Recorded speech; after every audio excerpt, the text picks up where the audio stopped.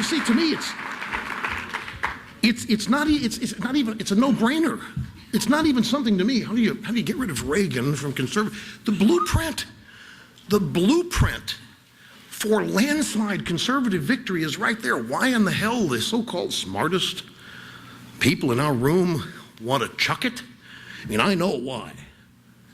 I know exactly why. It's because they're embarrassed of some of the people who call themselves conservatives. These people are New York, Washington cocktail elitists, and they get made fun of when the next NASCAR race is on TV and their cocktail party buds come up to them. You can't believe those people are in your party? How can you put up with this? You know, and so it'd be easy to throw them overboard so as to maintain these cocktail party Beltway, New York City, inside the Beltway media relationships. But I tell you, this notion that Reaganism is dead, that conservatism needs to be refined. Let's take a look at this. We've got to go get the Walmart voter.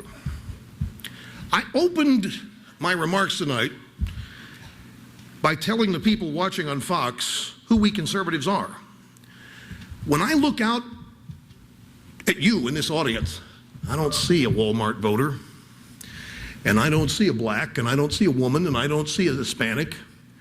I see human beings who happen to be fortunate enough to be the luckiest people on earth. You are Americans.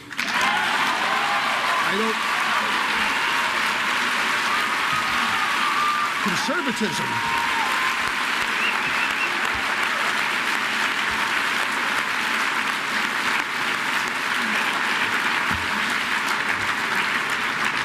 For us to make the decision that we've got to figure out policies to get the Walmart voter, we've got most of them already, is the bottom line. Conservatism is a universal set of core principles, and you don't check principles at the door. This is a battle that we're going to have, and there are egos involved here too. There is when the situation like ours exists, there are people who want to lead it. They want to redefine it. Their egos are such that they want to be the next X, whoever it is. And so there will be different factions lining up to try to define what conservatism is. And beware of those different factions who seek, as part of their attempt to redefine conservatism, as making sure the liberals like us, making sure the media likes us. They never will as long as we remain conservatives. They can't possibly like us. They are our enemy. In a political arena of ideas, they're our enemy. They think we need to be defeated. Why do you think, you all in this room know this, for those of you watching at home, my first address to the nation, I'm sure you paid close enough that you knew that at one time Senator McCain was the favorite Republican of all the cable news networks and the Sunday shows. And they would just, their tongues would be on the floor, the media people, when they knew that McCain was, and they would treat McCain as the greatest guy in the world. Did you at home wonder why? You were told it's because he was moderate.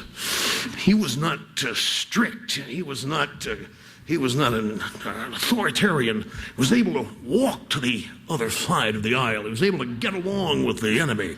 And everybody wants love and bipartisanship.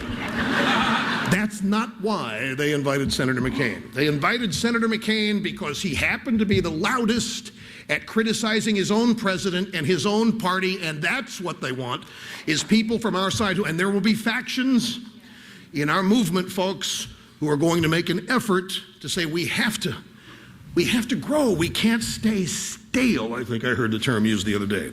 Nothing stale about freedom. There's nothing stale about liberty. There's nothing stale about fighting for it. Nothing stale whatsoever. Freedom. You're getting tired of standing up? I don't blame you. By the way, for those of you watching on TV, you think the standing O's getting a little, people just tired. They've been up and out of their chairs 100 times here. Freedom. No.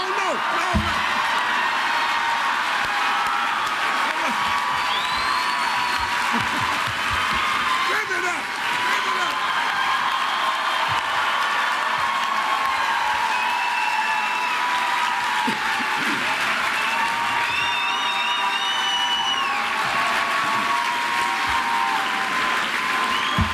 you, thank you.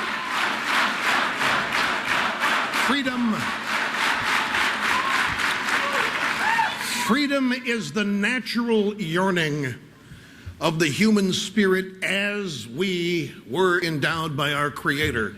And the United States of America is the place in the world where that yearning flourishes, where freedom is expected because it's part of the way we're created. I loved it when the Soviet Union went down, the wall went down, and the liberals in our country said, you know, they may not be ready for freedom over there. They've been oppressed here for... Yeah, see, liberals will gladly tell you who can have freedom and who can't. And that's what this piece, the pieces of legislation is all about, folks. Freedom, liberty, economic prosperity are all entwined here.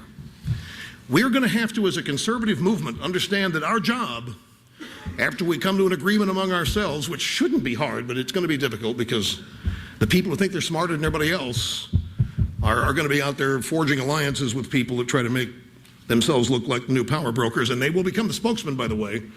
Explain that to you. This is a funny story. Show you how I can hijack a news cycle even by doing nothing.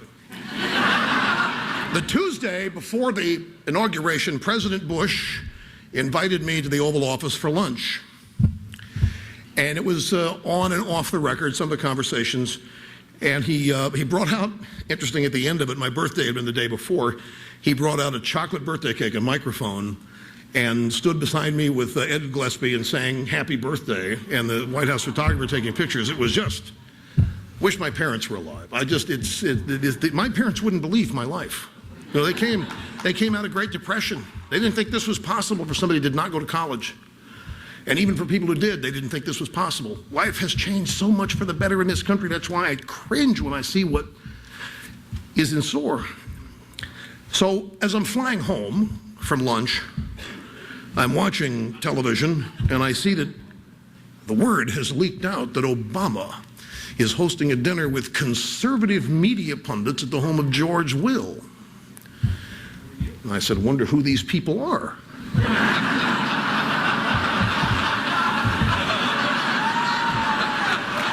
No, they're in the media. One of them is going to have to leak it.